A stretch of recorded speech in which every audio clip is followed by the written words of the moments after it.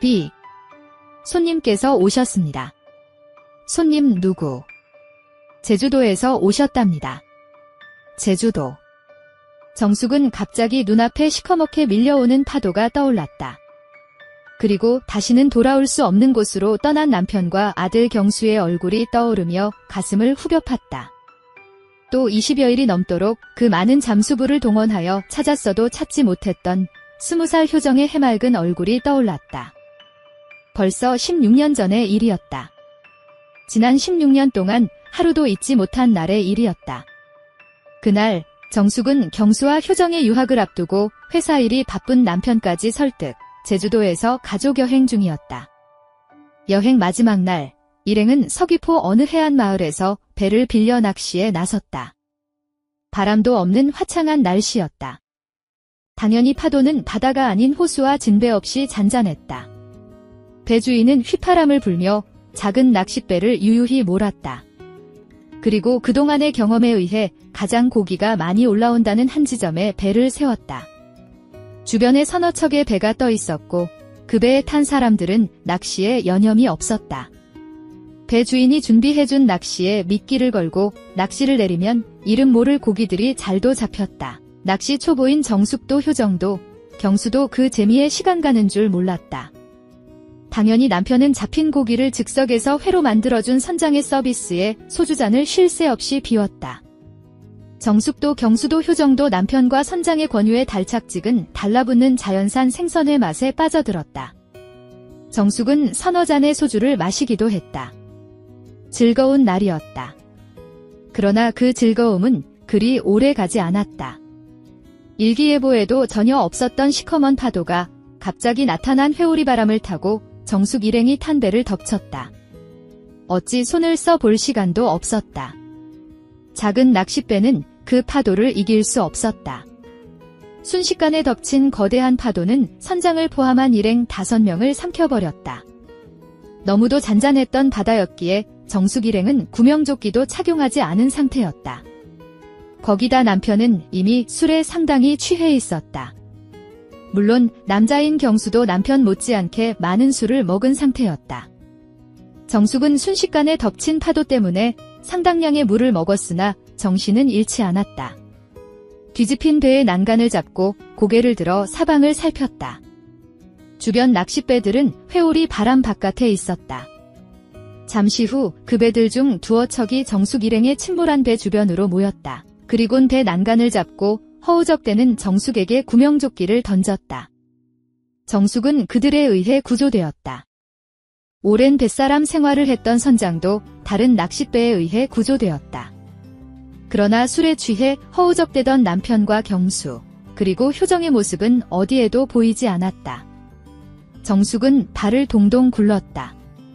울부짖으며 그들을 살려달라고 애원했다. 낚싯배에 SOS를 받은 해경선이 출동했다. 하지만 해경선이 끌어올려준 남편과 경수는 이미 이 세상 사람이 아니었다. 잠수부들은 그러나 효정의 행방을 찾지 못했다. 귀신이 곡할 일이었다. 주변 해역을 사흘 동안 샅샅이 뒤졌으나 효정은 어디에도 없었다. 그렇게 그들을 떠나보낸 뒤에 17년, 정숙은 인터폰 속의 제주도란 단어에 잠시 몸서리를 쳤다. 들어오시라고 해요. 생각을 추스른 정숙이 인터폰에 대고 말했다.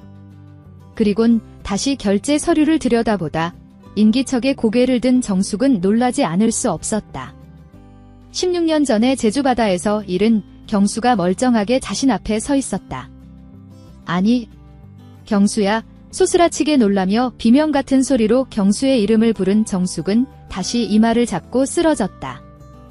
회장님, 정신 차리세요. 손님을 대동하고 회장실에 들어섰던 비서가 쏜살같이 달려가 정숙을 부축했다.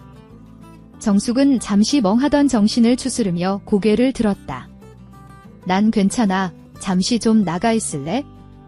네. 비서가 정신을 차린 정숙의 몸에서 손을 떼고 물러났다. 정숙은 다시 한번 청년을 응시하며 천천히 의자에서 일어섰다. 청년은 창졸간에 일어난 상황에 어리둥절한 듯 놀란 눈을 한 채 정숙을 바라보았다.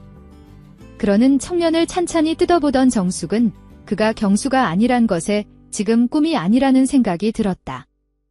그러나 아무리 뜯어봐도 청년의 모습은 경수와 너무도 흡사했다. 16년 전에 파도가 쓸어간 그 금쪽 같았던 아들 최경수, 체격은 그보다 더 크고 얼굴이 조금 까말 뿐 경수의 환생이었다. 저쪽으로 좀 앉지? 네. 응접 세트의 소파에 먼저 자리를 잡은 정숙이 청년이 앉을 의자를 가리켰다. 청년은 등에 짊어진 가방을 벗어 옆자리에 놓고 정숙이 지정한 자리에 앉았다. 정숙의 지시에 자리를 떠났던 비서가 찻잔을 들고 와서 다소곳이 탁자에 찻잔을 내려놓고 나갔다. 들어요. 네, 그런데 비서가 가져다 놓은 차를 한 모금 마신 정숙은 이상했다. 갑자기 알 수 없는 열기가 자신의 몸을 강타하고 있음을 직감했다. 도대체 이해할 수 없는 현상이었다. 다시 청년의 눈을 바라보았다. 그런데 그 눈 속으로 자신이 빨려 들어가고 있었다. 괜찮으십니까? 아, 괜찮아요. 다시 머리를 손으로 잡는 정숙에게 청년이 처음으로 단음 이외의 말을 했다. 정숙은 그 청량한 목소리가 귀에 들리자 다시 온몸을 떨었으나 가까스로 추스르며 말했다.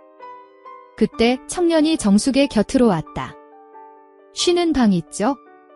저쪽. 정숙은 말을 제대로 하지 못하면서도 집무실 한켠에 만들어진 방을 가리켰다. 그 방은 정숙이 업무 중 잠깐씩 눈을 붙이려고 만들었으나 만든 이후 단 한 번도 사용하지 않았던 방이다.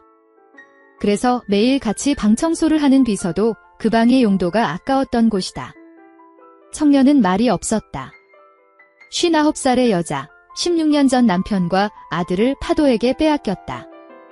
아들과 함께 유학을 떠나기로 했던 딸 효정은 바다와 파도와 공기 중에도 아무 흔적을 찾지 못했다. 가슴에 묻었던 세월들, 그 16년 동안 어떤 이유로도 느껴볼 수 없었던 열기, 그 열기가 지금 자신의 온몸을 강타했다. 20살의 경수를 낳고 23세 효정을 낳았던 여자다. 파도에 묻은 남편과의 짧지도 길지도 않았던 23년 결혼 생활, 정숙은 도대체 몸을 가눌 수가 없었다. 누가 들어올 사람 있어요?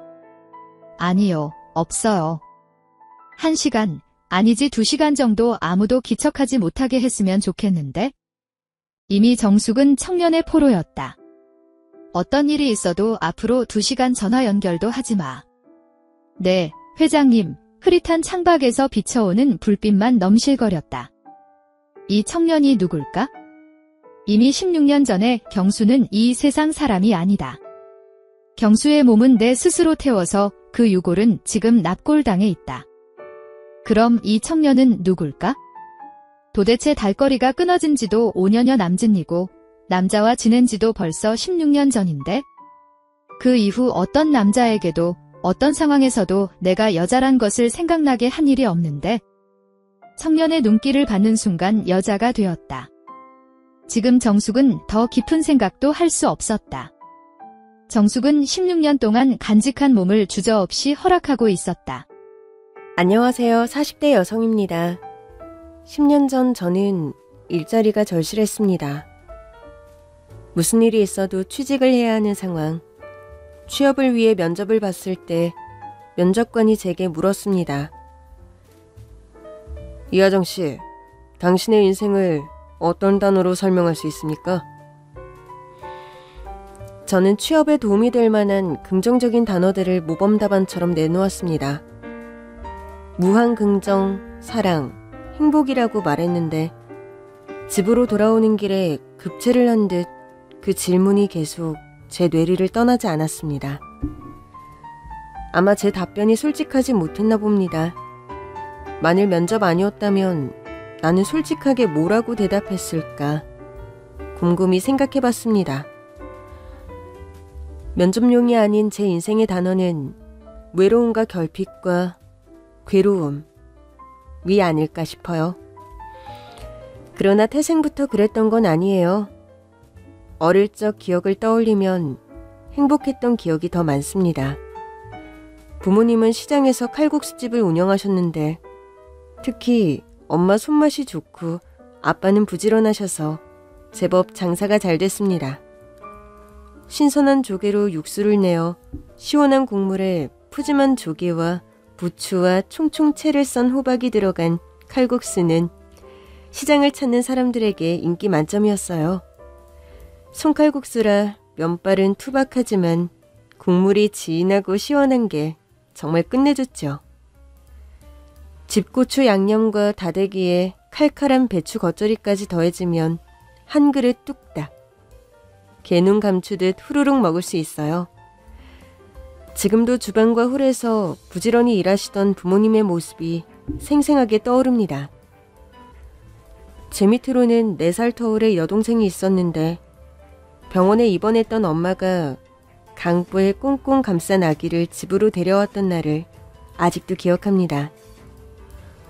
동생이 생겼다는 충격보다는 엄마 뱃속에 있던 아이를 만나서 무척 반갑고 행복한 느낌이었던 것 같아요. 양볼이 오동통한 아가가 오물오물거리며 자는 모습이 너무 귀엽고 예뻐서 신기해했던 기억이 납니다. 엄마, 얘가 내 동생이야? 그래, 엄마 배가 좀 작아졌잖아. 아기가 나왔어. 네 동생이란다. 우리 하정이가 만들어달라고 하던 여동생이야. 어때? 너무 작고 귀여워. 엄마, 나 동생 한번 만져봐도 돼? 당연하지. 그런데 아가는 몹시 연약하고 여려서 조심조심 만져야 돼. 손도 씻어야 되고. 당장 손 씻고 올게. 누군가는 동생이 태어난 첫째의 스트레스를 이런 우스갯소리로 비유하기도 하죠. 남편이 애첩을 데리고 집으로 들어오는 느낌이다. 그래서 둘째를 데리고 갈 때는 엄마가 안고 가면 안 된다는 말이 요즘 엄마들 사이에서 돌기도 했지요. 갑자기 생긴 동생 때문에 첫째들이 안 하던 손가락 빨기 같은 퇴행 행동을 하기도 한다는데 저는 아빠보다 더 동생을 예뻐하고 잘 챙겨주는 타고난 언니였답니다. 엄마, 아기 우는데 내가 우유 줘도 돼? 아유, 우리 하정이 언니가 다 됐네? 그럼 됐지. 나중에 아기가 울면 기저귀도 갈아줄 거야. 그래도 돼? 하정이도 애긴데 동생 기저귀 갈아줄 수 있겠어? 나 이제 애기 아니야. 나는 언니야. 해볼래, 엄마? 아유, 예쁘기도 하지. 하은이는 하정이 언니가 있어서 엄청 행복하겠다. 엄마, 하은이가 날 좋아하나 봐. 나만 보면 웃는다? 그래, 하은이도 언니가 자기를 얼마나 좋아하는지 다 알고 있네? 동생이 태어나자마자 저는 동생을 잘 돌봤다고 합니다. 동생도 저를 잘 따랐어요. 저는 초등학교 입학 전부터 가게 일로 바쁜 부모님을 위해 집안 살림을 했을 정도로 조숙했습니다. 설거지도 곧잘 했지만 제일 잘했던 건 청소였어요. 방을 쓸고 닦고 책상과 TV 장식장과 냉장고를 정리했어요. 누가 시키지도 않았는데 매일 방바닥을 먼지 하나 없도록 쓸고 닦았어요. 텔레비전에서 봤던 멋진 공부방을 상상하며 늘 이리저리 책을 정리하고 세우기도 했습니다. 부모님 방에 가서는 이불을 사각으로 접어보기도 하고 길게 깔아놔 보기도 하고요. 제 나름의 집안 꾸미는 재미에 빠졌던 것 같아요. 초등학교 3학년 무렵에 엄마는 자연스럽게 저에게 집안 청소를 맡기셨어요. 아무 말 안 해도 제가 알아서 척척 매일 청소하는 걸 좋아하니 기특하면서도 편하셨겠죠. 부모님은 늘 저에게 우리 하정이가 있어서 얼마나 든든한지 모르겠다고 하셨어요. 저는 6살 여동생을 재우고 꼭 부모님 방에서 엄마 아빠를 기다리다 잠이 들었습니다. 잠결에 엄마 아빠가 퇴근해서 들어오는 소리가 들리고 아이고 우리 하정이 자는 모습도 어쩜 이렇게 예쁠까. 동생 챙기느라 힘들었지. 아빠가 우리 하정이 사랑하는 거 알지? 사랑한다? 하시면서 아빠가 저를 품에 안고 우리 방으로 옮겨주셨는데 그 느낌이 너무 좋았었어요. 저는 돌아가신 아빠가 저를 안고 옮겨주던 그 느낌과 그 채취가 아직도 생생하게 기억나요. 집안 청소를 하고 엄마가 차려놓은 밥을 동생과 사이좋게 나눠 먹고 여동생은 유치원으로, 저는 학교로 갔어요. 방과 후 집에 와서 여동생을 데리고 선생님 놀이, 소꿉장난을 했어요. 저희는 우주괴물 상대로 지구를 지키는 독수리 오형제가 됐다가 독이 든 사과를 먹는 백설공주와 왕자님이 됐다가 어디 보자 진찰을 해주는 의사 선생님과 환자가 되어서 즐겁게 놀았습니다. 동생과 함께하는 색칠 공부, 종이 인형 놀이, 책 읽기 시간도 좋았어요. 가끔은 가까운 놀이터에 가서 함께 뛰어노느라 해지는 줄도 모르고 놀았습니다. 저희는 부모님 몰래 집에서 달고나를 만들어 먹는 걸 좋아했는데 부모님은 절대 못하도록 시키셨어요. 당연했습니다. 국자를 시커멓게 태워서 못쓰게 만들고 설탕을 함부로 사용하다 여기저기 흘리고 그리고 불을 사용한다는 점에서 위험했기 때문이죠. 하지만 저희는 달고나 만드는 재미에 푹 빠져서 부모님의 당부와 잔소리가 귀에 들어오지 않았습니다. 부모님에게 혼날 줄 알면서도 동생과 둘이 불 앞에 앉아서 국자에 설탕을 넣고 달고나를 만들었습니다. 봐봐. 이렇게 설탕이 녹아서 투명하게 됐을 때 소다를 넣어주는 거야. 많이 넣으면 안 돼. 적당하게. 언니, 나 뽑기하고 싶어. 그래. 무슨 모양? 별. 제가 달고나 파는 아저씨를 흉내내면 동생은 까무러치게 좋아했어요. 소다를 넣어 노랗게 굳어가는 달고나를 도마에 툭툭 털어내고 납작하게 만들어서 동생과 하나씩 들고 맛있게 먹었습니다. 그런데 한 번은 동생이 자기도 달고나를 만들어 보겠다고 했어요. 언니, 나도 해볼래. 위험해서 안 돼. 언니만 재밌는 거 하고 나는 못하게 하고. 동생이 울먹거리는 걸 보고 마음이 약해진 저는 그럼 조심해서 하는 거야. 언니가 하라는 대로 할 거지? 응, 언니. 그렇게 동생은 국자에 설탕을 넣고 녹이기 시작했고 제가 소다를 소량 넣어주었어요. 신이 난 동생이 자기도 달고나 아저씨처럼 한다며 국자를 들고 내용물을 도마 위로 털다가 사고가 났습니다. 국자를 너무 힘껏 내리치는 바람에 달고나 덩이가 사방팔방으로 흩어졌어요. 저는 단발마에 비명을 지르며 얼굴을 가렸습니다. 화끈한 열감이 확 번졌는데 거울을 보니 코 바로 옆 오른쪽 뺨에 달고나가 붙어 있었어요. 저는 눈물을 흘리며 뺨에 붙은 달고나를 떼어냈어요. 달고나를 떼어낸 피부에서 피가 나기 시작했고 저는 너무 아프고 너무 무서워서 엉엉 울었습니다. 옆에서 아무것도 모른 채 달고나를 맛있게 냠냠 먹고 있던 여동생이 우는 저를 보고 놀라서 따라 울기 시작했어요. 화상을 당하면 엄마가 바르던 바세린 로션을 꺼내 상처에 바른 뒤 검지손가락을 입에 가져다 대고 동생에게 당부했습니다. 쉿, 하은아. 엄마 아빠한테는 아무 말 안 하는 거야. 알았지? 응. 얼굴 화상에도 불구하고 부모님께 말하지 않으면 완전 범죄가 될 줄 알았죠.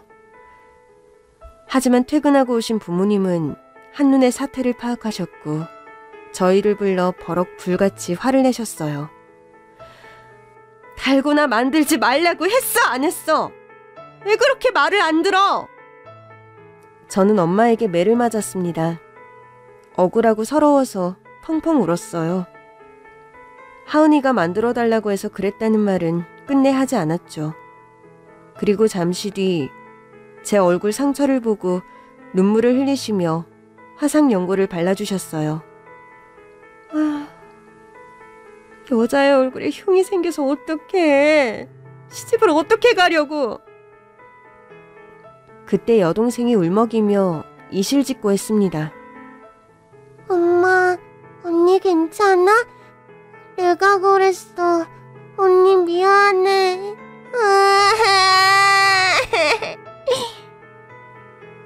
울지 마, 하은아. 이 약 바르면 금방 낫는다고 했어. 그치, 엄마? 저는 괜찮다는 의미로 하은이를 꼭 안아주었습니다. 언니야, 미안. 다시는 안 그럴게. 약속. 그날 생긴 흉터는 시간이 흐르면서 아물었고 나중에는 얼굴에 곰보 자국 3개가 난 것처럼 보였습니다. 친구들이 천연두 때문에 생긴 거냐고 묻고는 했어요. 그때 그렇게 놀랐던 일 말고는 대체로 행복했었던 기억이 많아서 힘든 일이 있을 때마다 그 시절을 떠올리면 힘이 됩니다.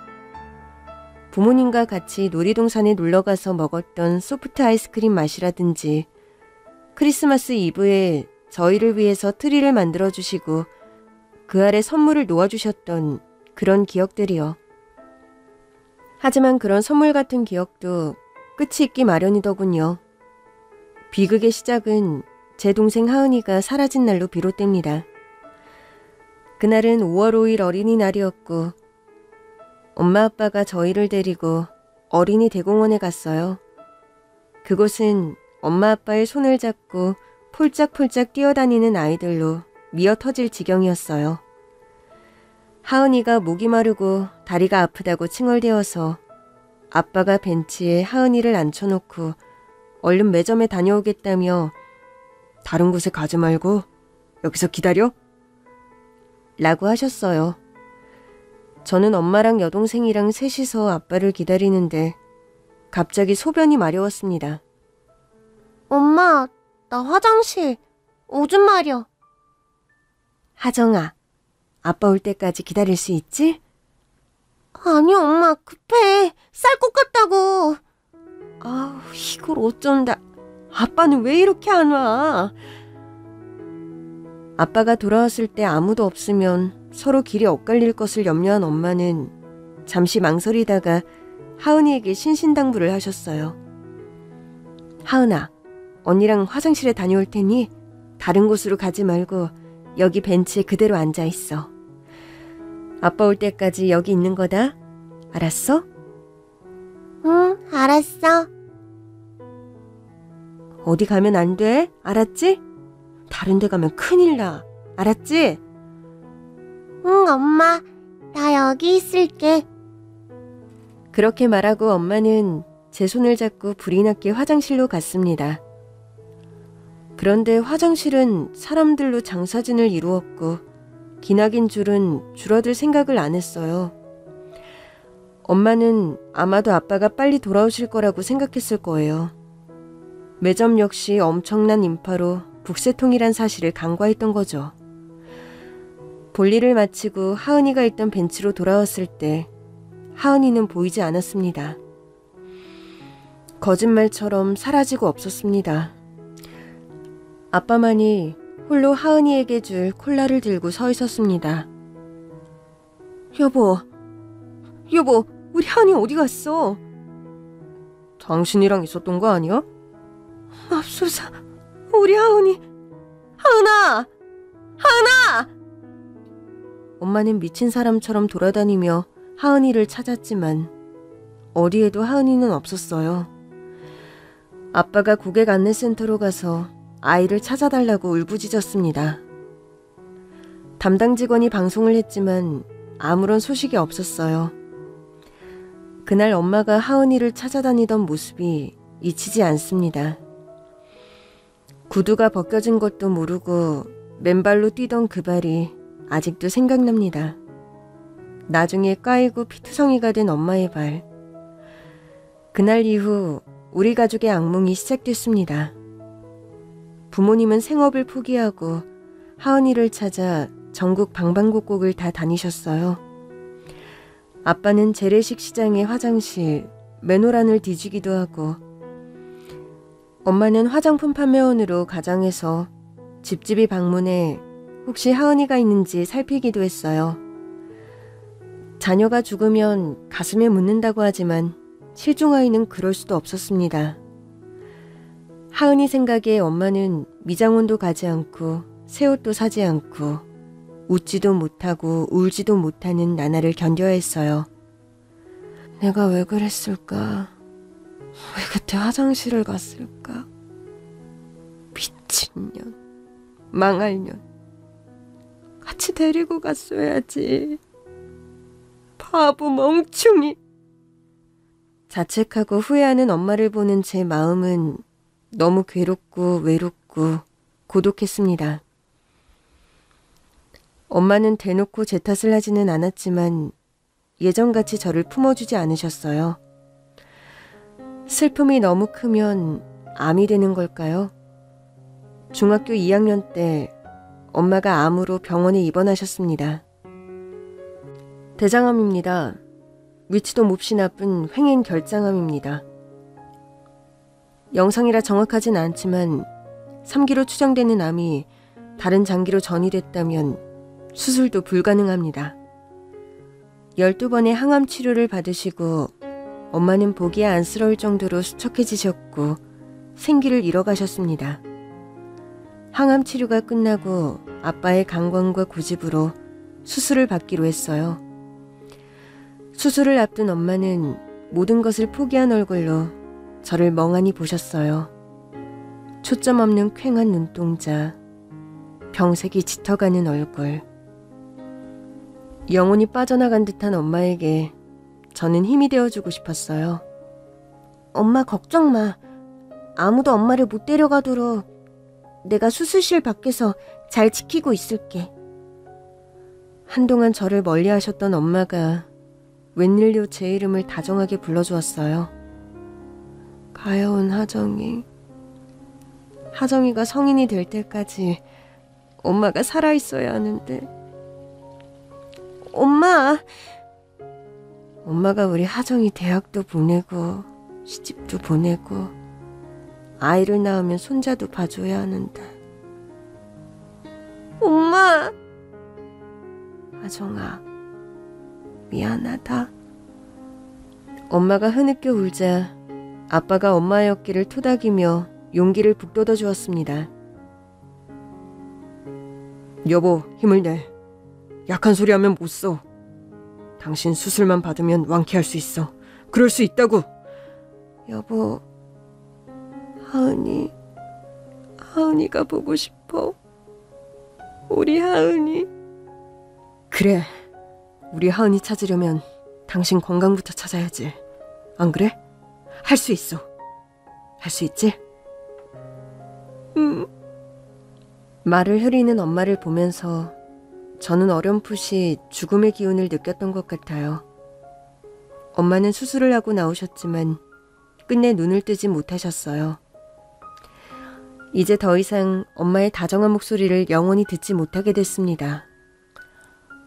어쩌면 자식을 잃은 고통이 없는 곳으로 가셨는지도 모르겠다고 생각했어요. 엄마를 보내고 아빠는 모든 것을 놓아버리셨어요. 제 나이 겨우 16살이었어요.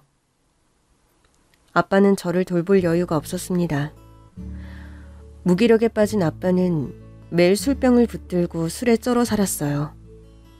하은이의 실종으로 이미 살림이 산산조각이 난 저희 가족은 어머니의 죽음과 아버지의 우울증으로 풍비박산이 되어버렸습니다. 그리고 3년 후 아버지마저 우울증을 이기지 못하고 끝내 스스로 생을 마감하셨습니다. 당시 고등학교 2학년이었던 저는 하남에 있는 이모댁으로 가게 됐어요. 그때부터 친척집을 전전하며 천덕꾸러기로 살았어요. 그때 알았습니다. 이 세상 그 누구도 저를 원하지 않는다는 것을요. 가족 친지에게 버림받은 존재, 갈 곳 없는 아이, 저 자신조차 원하지 않았던 인생이에요. 그럼에도 꾸역꾸역 살아보겠다고 안간힘을 쓰고 발버둥 쳤습니다. 학교는 계속 다닐 처지가 아니어서 눈치껏 중퇴를 하고 친척집에서 살림을 도왔습니다. 밥하고 청소하고 빨래하는 일이 제 일이었어요. 어릴 때부터 해왔던 일이었지만 그때만큼 청소가 즐겁거나 행복하지는 않았습니다. 살기 위해 해야만 하는 일이었죠. 저는 어서 빨리 눈칫밥을 먹는 친척집에서 탈출하고 싶었어요. 결혼을 하고 내 가족이 생기면 제 인생도 좀 달라지지 않을까. 일말의 희망을 가져보았습니다. 그때 우연히 월간 잡지를 보고 군인 아저씨와 펜팔을 하게 되었어요. 저보다 7살이 많은 군인 아저씨는 대학생이었는데 기타도 잘 치고 노래도 잘하고 제가 질문을 하면 모르는 것이 없었어요. 저에겐 과분한 사람이었습니다. 편지를 주고받으면서 진지한 사이로 발전하게 됐어요.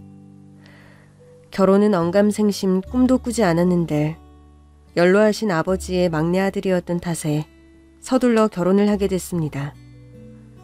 꽃다운 20살에 새 신부가 된 저는 외로운 제 인생에 남편이 한 줄기 햇살처럼 새로운 가족을 만들어줄 거라고 기대했습니다. 하지만 결혼 생활은 순탄하지 않았습니다. 시어머니는 제가 고졸도 아닌 중퇴라는 것에 여간 못마땅해 하셨어요. 부모도 일찍 돌아가신 데다 물려받은 재산도 없는 가난한 고아를 예뻐해 줄 리 없었지요. 고등학교도 못 나온 고아 주제에 감히 대학생 남편을 만났으니 너는 무조건 시댁에 네네 하면서 복종하고 살아야 한다. 알겠니? 예, 어머니.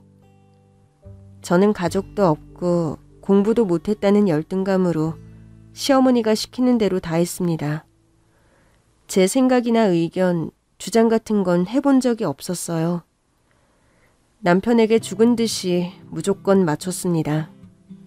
남편이 가라고 하면 가고 남편이 하라고 하면 예 하고 하는 남편의 몸종이자 시어머니의 하녀처럼 살았어요. 제가 누구보다 잘하고 좋아하는 특기인 살림을 잘하면 잘한다고 타박을 들었습니다. 아유, 평생 해본 일이 파출부 일이라니. 아무짝에도 쓸모없는 년. 남편은 군대에서 제대하자마자 대학에 복학했는데 너무나 자유분방해서 가정보다 학교가, 집안일보다 동호회 활동이 늘 우선이었어요. 대학을 졸업하고 직장에 다니면서도 여전히 바깥 활동이 많았습니다. 배드민턴 동호회, 수영 동호회, 각종 모임에 빠지지 않고 나갔어요. 물론 혼자 다녔습니다. 저는 집에 방치된 반려견 같았어요.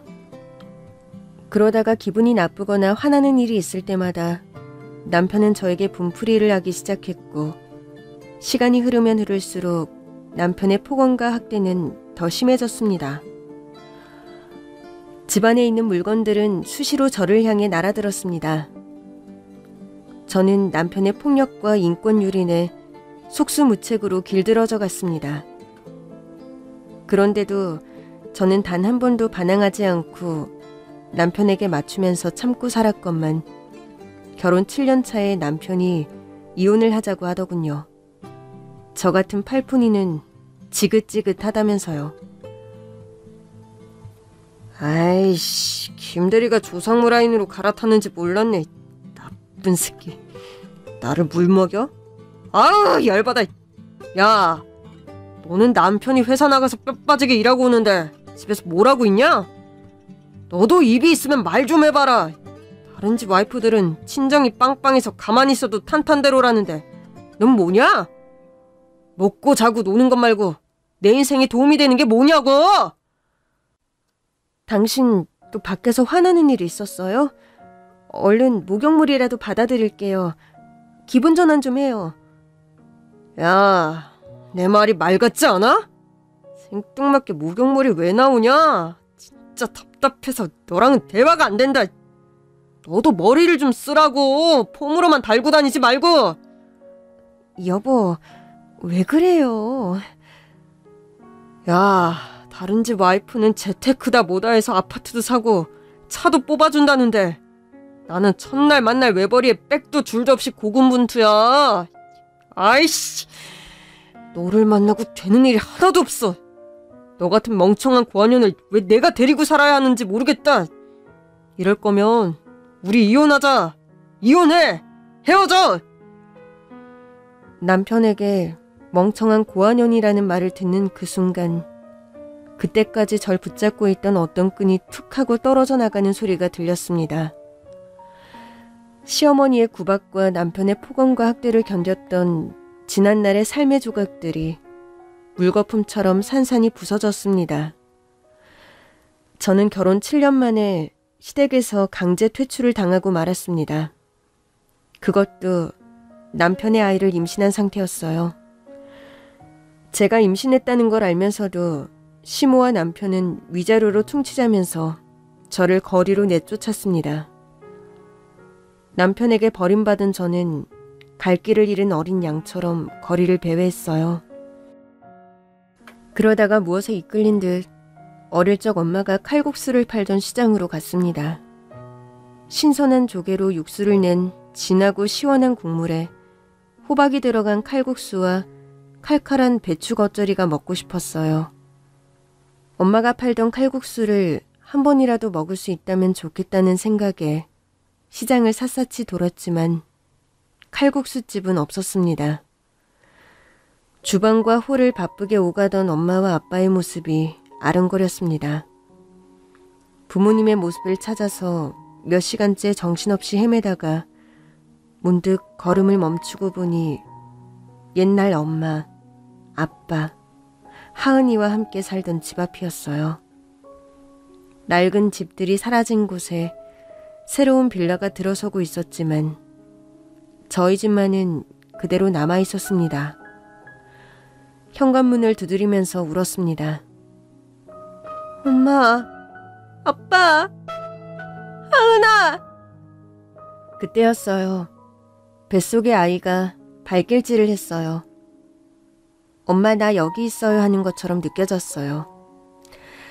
저는 정신을 차리고 이혼 조건으로 받은 위자료로 월세방을 구하고 닥치는 대로 일을 시작했어요.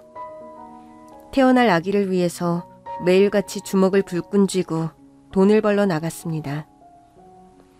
편의점 알바와 마트 캐셔, 백화점 식품관 알바, 뷔페 설거지 등 안 해본 일이 없었습니다. 몸이 점점 무거워지고 산달이 다가와서야 일을 그만두고 혼자서 출산 준비를 했습니다. 알바할 때 언니들이 알려준 바에 의하면 행정복지센터를 찾아가서 예비맘 지원 사업을 신청하면 출산에 필요한 지원과 복지급여가 나오니까 꼭 찾아가서 신청을 하라고 했지만 저에게는 그럴 용기가 없었습니다. 차라리 저 혼자 할 수 있는 만큼 살아내겠다고 굳게 다짐하고 아이를 낳았습니다. 이 예쁜 딸이었어요.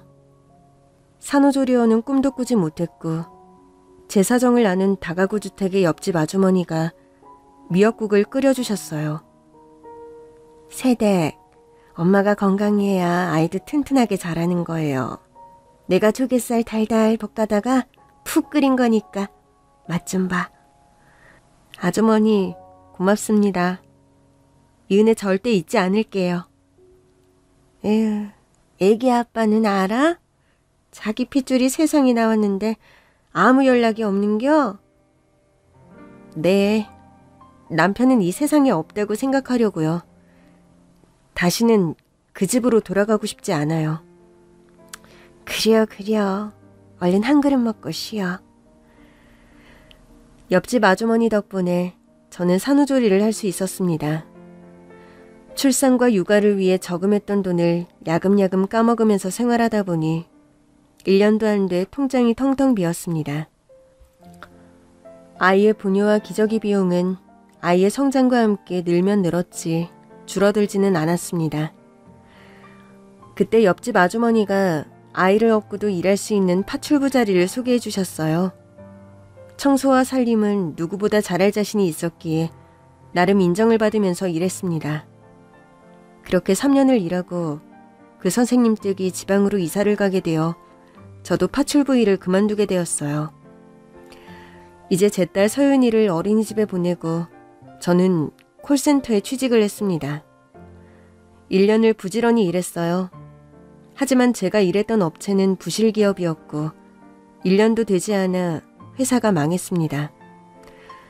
임금 체불은 끝까지 다 땡겨 쓰고 대출을 받아가면서 돈도 나오지 않는 직장을 다녔어요. 갚아야 할 대출금이 불어나고 각종 공과금에 생활비는 부족하기만 한데 더 이상 옆집 아주머니에게 돈을 빌리는 것도 미안해서 못할 처지였어요. 건강보험료를 납부하지 못해 독촉 고지서가 날아왔고 각종 공과금도 제때 납부하지 못했습니다. 그런데도 행정복지센터나 사회복지관으로 발길이 떨어지지 않았어요. 알량한 자존심 때문이 아니라 진심으로 저는 이 세상에 민폐가 되고 싶지 않아서였어요. 10년 전인가 시나리오 작가가 굶어서 숨진 채 발견된 적이 있었죠. 단칸방에 월세는 밀리고 가스는 끊긴 채 병마와 굶주림에 시달리다 마실 물도 없는 상태에서 생을 마감했어요. 그때 다른 집 문에 붙여놓았던 메모가 기억에 남아요. 그동안 너무 도움 많이 주셔서 감사합니다. 창피하지만 며칠째 아무것도 못 먹어서 남는 밥이나 김치가 있으면 저희 집 문 좀 두들겨 주세요. 송파구 단독주택 반지하에 새들어 살던 세 모녀가 스스로 생을 마감한 사건도 그랬습니다. 생계를 책임져 오던 어머니가 몸을 다쳐 일을 못하게 되고 생활고로 고민하던 끝에 공과금 70만 원이 든 봉투와 유서를 남긴 채 번개탄을 피웠어요. 유서의 내용이 마지막 집세와 공과금입니다. 정말 죄송합니다였어요. 우리나라에서 정부의 지원과 혜택을 받으려면 자신이 취약계층임을 적극적으로 알려야만 하는데요. 저같이 그럴 용기와 엄두가 나지 않는 사람들이 있습니다. 월세와 공과금 같은 사소한 것들을 꾸준히 밀리지 않고 납부하면서 남에게, 국가에게 폐를 끼치고 싶지 않은 무해한 사람들. 저도 그랬습니다. 생활고로 벼랑 끝에 다다른 제가 할 수 있는 유일한 선택은 스스로 생을 마감하는 것이었어요. 저도 제 인생이 이렇게 극단적으로 흘러갈 줄은 몰랐습니다. 번개탄을 살 돈도 없어서 저는 다른 방법을 택했어요. 그건 차마 말씀 못 드리겠습니다. 아무튼 극단적인 선택을 하려는데 문득 딸의 울음소리가 자지러지듯 울어제끼는 소리가 들렸어요. 자기를 두고 무슨 짓을 하고 있냐고 마치 혼을 내듯이 아이가 울었습니다. 좋은 부모를 만났더라면 지금쯤 공주놀이를 하고 있을 딸아이를 끌어안고 하염없이 울었습니다. 서윤아, 미안해. 엄마가 잘못했어. 다시는 안 그럴게. 딸의 울음소리에 정신을 차린 저는 어떻게든 살아야겠다고 생각했습니다. 그런데 배가 너무 고파서 현기증이 났어요. 아이도 배가 고파 울다 지쳐 잠이 들었습니다. 일단 배고픔부터 해결해야 했는데 옆집 아주머니 댁에는 도저히 문을 못 두드리겠더군요. 그래서 동네 슈퍼로 갔습니다. 사장님은 눈이 침침한 80대 노인이었는데 가는 날이 장날이라고 하필 사장님이 안 보였어요. 저는 햇반과 라면 한 봉지를 들고 나왔습니다. 나중에 사장님께 말하고 외상을 할 생각이었죠. 라면과 햇반으로 배를 채우니 그제서야 살 것 같았어요. 얼른 일자리를 알아보려고 백방으로 알아보고 면접을 봤지만 쉽지 않았어요. 그렇게 하루 이틀이 지나고 저는 또 배가 고파서 슈퍼로 갔어요. 이번에는 사장님이 잠시 창고로 나가는 틈을 노려서 도둑처럼 들어갔습니다. 네, 도둑질을 했어요. 라면과 우유와 햇반을 황급히 가방에 쓸어 담았습니다. 심장이 쿵쾅거렸어요. 하지만 이번에도 들키지 않았어요. 그렇게 저는 세 번째로 동네 슈퍼에 들어가서 식료품을 훔치다가 덜미를 잡혔습니다. 물건이 사라지는 걸 보고 사장님 대신 사장님의 딸이 카운터에 있다가 저를 수상하게 여기고 지켜봤던 거예요. 야, 이 도둑년아, 가방 열어봐. 잘못했습니다. 잘못했어요. 다시는 안 훔칠게요. 도둑년의 말을 어떻게 믿어? 엄마, 경찰 불러. 사장님, 용서해주세요. 집에 아이가 있어요. 제발. 엄마, 경찰 연락했어? 2년이 한 도둑질이 한두 번이 아닌데 어디서 눈물바람이야? 네가 그렇게 호소한다고 될 일이 아니에요. 저는 경찰에 연행되었고 그렇게 도둑질은 막을 내렸습니다. 죄책감과 동시에 더 큰 막막함이 파도처럼 마음을 집어삼켰습니다.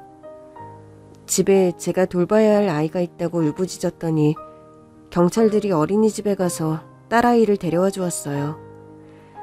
제가 아침, 점심도 먹지 못했다는 걸 알고 형사님들은 저에게 국밥까지 사주셨고 딸아이를 위해 빵과 우유도 챙겨주셨어요.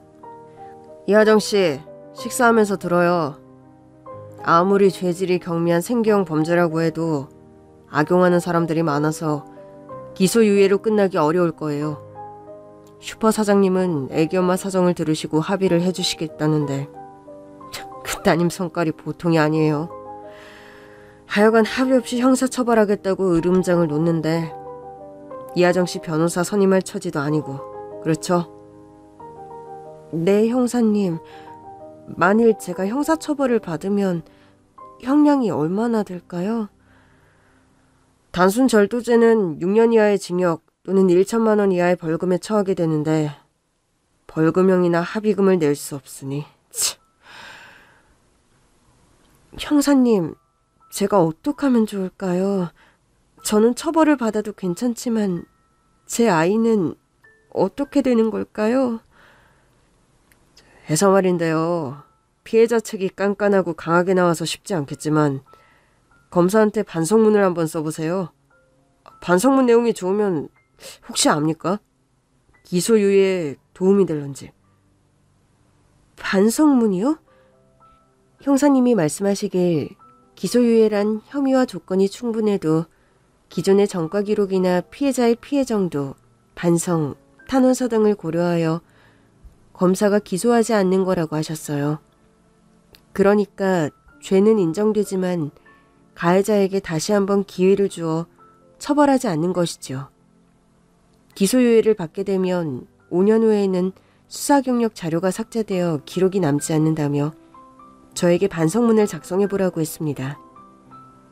그렇게 저는 절도죄로 검찰에 송치되었고 담당 검사님에게 보낼 반성문을 작성했습니다. 반성문은 감정적으로 작성하는 것이 아니라 구체적으로 선처를 받아야 하는 이유와 범죄의 재발을 막기 위해 어떠한 노력을 하겠다는 다짐이 구체적으로 들어가야 한다고 해서 그렇게 적었습니다. 사건 번호는 몰라서 생략하고 이름과 주소를 기재했습니다. 친애하는 검사님께 저는 2013년 5월 11일 오후 2시경 서울시 은평구 땡땡 슈퍼에서 라면과 햇반 등 식료품을 3차례 절도한 혐의로 기소되었습니다. 저는 이 사건으로 인해 깊이 머리 숙여 사죄의 뜻을 전합니다. 저는 남편과 이혼하고 홀로 아이를 낳고 기르면서 출산과 산후조리를 위해 저금했던 돈이 모두 바닥이 났습니다. 전 남편은 위자료 외에 아이의 양육비는 지원해주지 않았습니다. 갓난아이는 종일 엄마를 필요로 하였고 저는 아이를 데리고 일할 곳을 구하지 못했습니다. 밥벌이를 하지 못해 결국 생활비를 감당하지 못하게 됐습니다. 생활고에 시달리며 극단적인 선택을 하려고도 했지만 아이를 보며 생각을 고쳐먹었습니다. 그런데 며칠을 굶어서 아이가 우는데 엄마로서 해줄 수 있는 게 없었습니다. 당장 배고픔을 해결하고자 외상이라도 하려고 슈퍼에 갔는데 마침 사장님이 계시지 않아서 식료품을 그냥 들고 나왔습니다.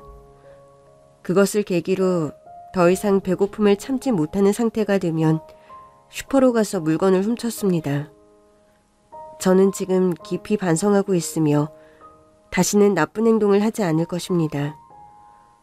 법원에서 선처를 해주신다면 저는 당장 일자리를 구해서 피해 금액을 보상하고 다시는 이런 일이 일어나지 않도록 열심히 살겠습니다.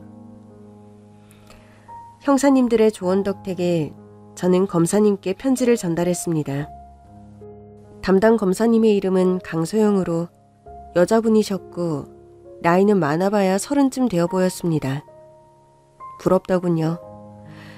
같은 여자로 태어나서 한 사람은 절도죄를 지어 죄인으로 서 있고 한 사람은 죄인의 형량을 정하는 법조인이라는 것이 어떤 삶을 살아왔는지 부러웠습니다. 이하정 씨, 반성문을 잘 읽어보았습니다. 그러니까 라면과 햇반을 훔치게 된 이유가 5살 아이가 배고파서 그랬던 거네요? 네, 맞습니다. 아이가 배고프다고 울어서 슈퍼에서 햇반을 훔쳤습니다. 나중에 갚을 수 있을 거라 생각했어요.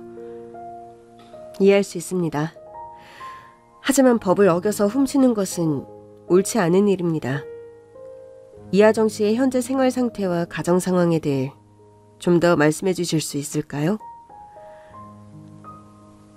네, 저는 가난한 가정에서 혼자 딸과 함께 살고 있습니다. 일하던 회사가 망해서 빚을 지게 됐고요. 일자리를 찾고 있지만 상황이 여의치가 않아요. 그런데 담당 검사가 제 얼굴을 빤히 보더니 갑자기 눈물을 뚝뚝 흘리며 울기 시작했습니다.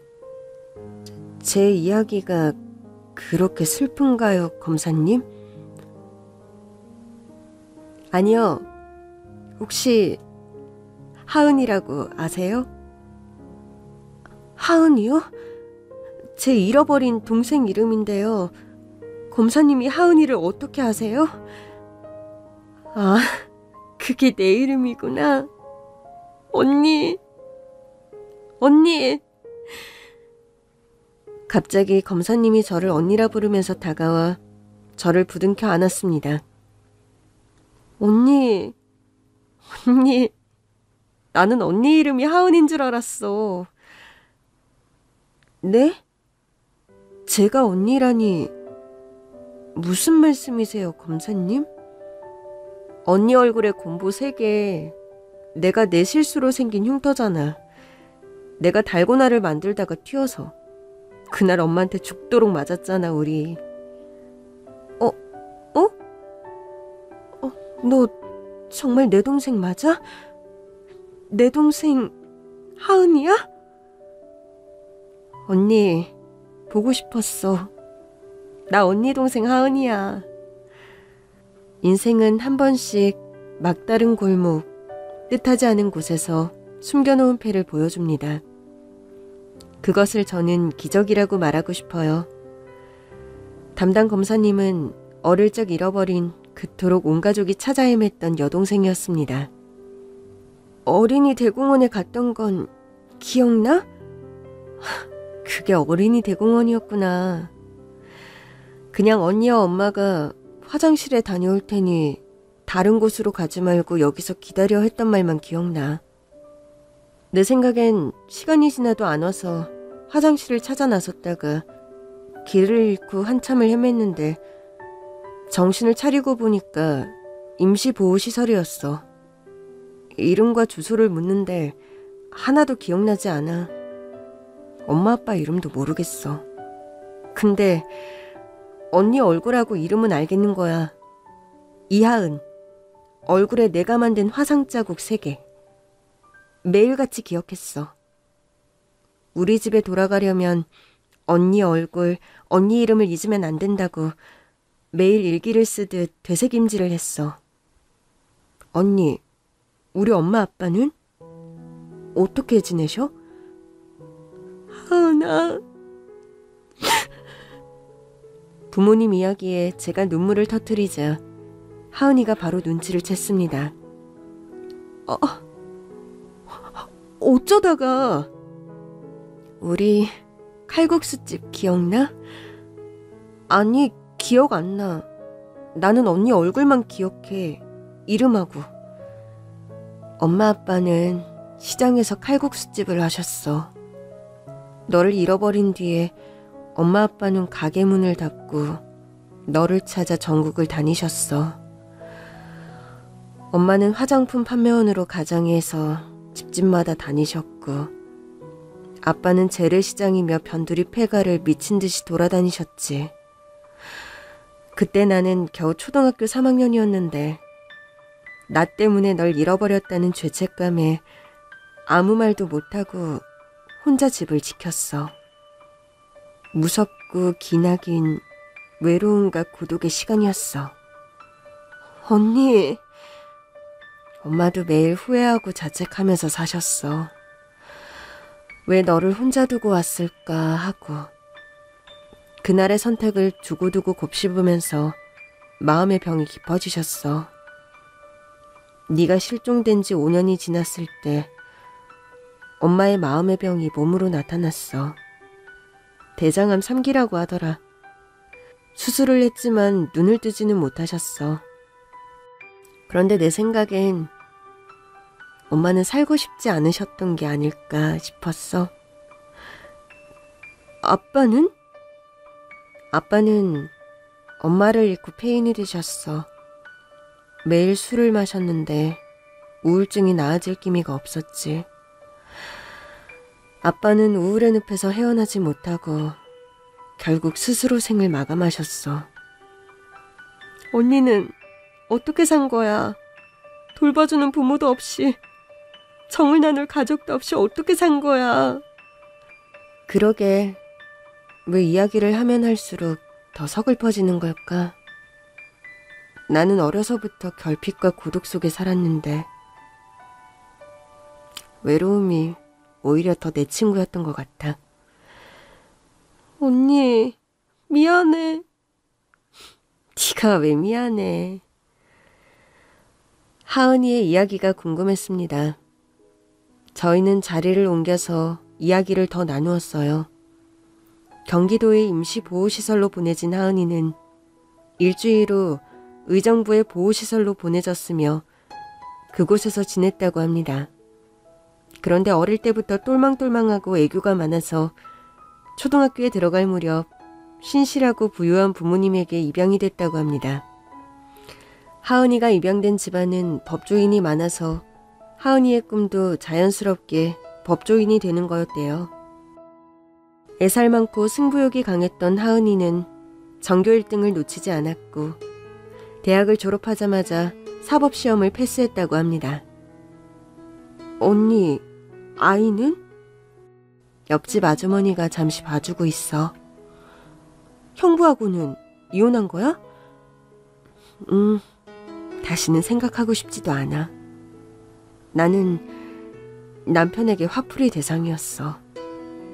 언니, 나는 다른 건 기억 못해도 언니만 기억해. 언니가 나를 얼마나 잘 돌봐줬는지 알아. 이제 내가 언니를 돌봐줄게.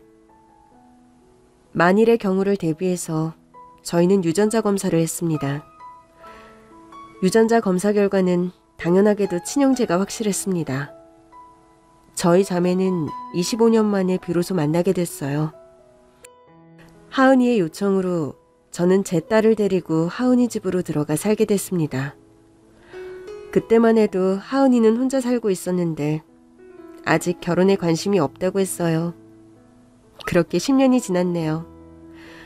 하은이는 여전히 일에 파묻혀 살고 있습니다. 하은이를 다시 만나기 전에 세상은 온통 암흑이었고 저는 벼랑 끝에 내몰린 가여운 짐승처럼 살았습니다. 홀로 방황하던 약한 영혼은 죽음의 문턱에서 필사적으로 까치발을 들고 세상과 맞서 싸웠던 것 같습니다. 어둠 속에 움츠렸던 저에게 손을 내밀어 주셨던 고마운 분들 덕분에 저는 비로소 숨을 쉴 수 있었습니다. 남편에게 버림받고 나와서 혼자 아이를 출산하고 외로운 저에게 엄마처럼 미역국을 끓여주신 옆집 아주머니와 배고픔에 눈이 멀어 슈퍼에서 식료품을 훔쳤을 때 제 아이를 어린이집에서 데려와주고 검사에게 반성문을 쓰도록 해주셨던 형사님들의 도움이 없었다면 제 인생은 여전히 결핍과 외로움과 고독 속에 갇혀 있지 않았을까요? 그리고 여동생 하은이와 제 딸 서윤이가 있어서 저는 지금 행복을 되찾았습니다. 하은이 이모를 좋아하지만 공부는 싫어하는 서윤이는 발레를 배우고 있어요. 서윤이 아빠 그 몹쓸 놈의 전남편은 욱하는 성질을 감추지 못하고 상사에게 밉보여서 회사에서 잘리는 불상사를 겪었다는 전언입니다. 상사에게 찍혔으니 같은 직군으로 다른 일자리를 구하지 못해서 지금은 시급을 받으면서 편의점에서 일한다고 하고요. 전 시어머니는 허리디스크 수술 후 당뇨 합병증으로 발가락을 절단하고 매일을 고통 속에서 살고 있다는 이야기를 전해들었습니다. 그딴 인간들에게 잘 보이려고 매일 긴장하면서 살았던 그 시절이 후회가 되네요. 다시 돌아간다면 절대 그렇게 살지 않을 거예요. 저는 이따금 집에서 엄마가 만들어 파셨던 칼국수 맛을 내보려고 애를 씁니다.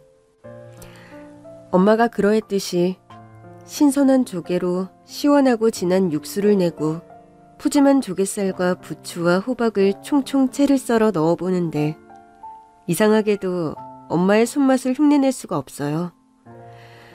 하은아, 서연아, 어서 와서 먹어. 지금 안 먹으면 칼국수 분단 말이야. 얼른! 하은이와 서윤이가 나란히 앉아서 칼국수를 먹는 모습을 보는 것이 저의 행복입니다. 어때? 엄마 손맛이 느껴져? 응, 엄마, 국물이 끝내줘요. 아니, 서윤이 말고 하은이. 하은아, 엄마가 만들어주던 칼국수 맛 기억나? 언니 잠시만. 일단 좀 먹고 말할게. 칼국수 면발을 후루룩 흡입하던 서윤이가 눈물을 흘리면서 말했습니다. 언니야, 기억은 안 나는데 너무너무 그리운 맛이야. 왜 슬프지도 않은데 눈물이 나? 왜 나 울고 있어? 뭐? 내가 미원을 너무 많이 넣었나? 그래서 고양이 맛이 나는 거야? 저의 너스레에 동생이 푹 하고 웃었습니다. 그러자 서윤이도 이모를 놀리네요. 이모, 울다가 웃으면 엉덩이에 응 나는데. 엄마가 만들어주던 손칼국수를 먹으면서 우리는 울고 웃을 수 있습니다. 10년 전에 취업을 할 때 면접관이 물었던 질문. 이하정 씨, 당신의 인생을 표현할 단어는 무엇입니까? 그때 제 솔직한 대답은 외로움과 결핍과 배고픔이었는데 지금은 아니에요. 이제 저에게는 아무런 결핍도 외로움도 괴로움도 없습니다. 잃어버렸던 동생을 다시 만나고 홀로 낳고 키운 제 딸이 무럭무럭 자라 성장하는 것을 바라보며 살아가는 제 인생을 말해줄 단어는 행복, 사랑, 충만입니다. 그리고 또 하나, 그럼에도 해피엔딩이라고 할게요. 지금 만일 벼랑 끝에 내몰린 누군가가 이 이야기를 들으신다면 조금만 더 힘을 내어 봅시다. 지금 당장 내가 할 수 있는 일을 꾸준하게 지속적으로 하면서 지금의 시련과 역경을 견디어 봅시다. 순간을 버티고 하루를 견디면 어느 순간 그럼에도 불구하고 해피엔딩을 맞을 수 있지 않을까요? 지금까지 제 이야기를 들어주셔서 감사합니다. 사연을 사랑하시는 모든 분들이 나날이 행복하시길 바랍니다.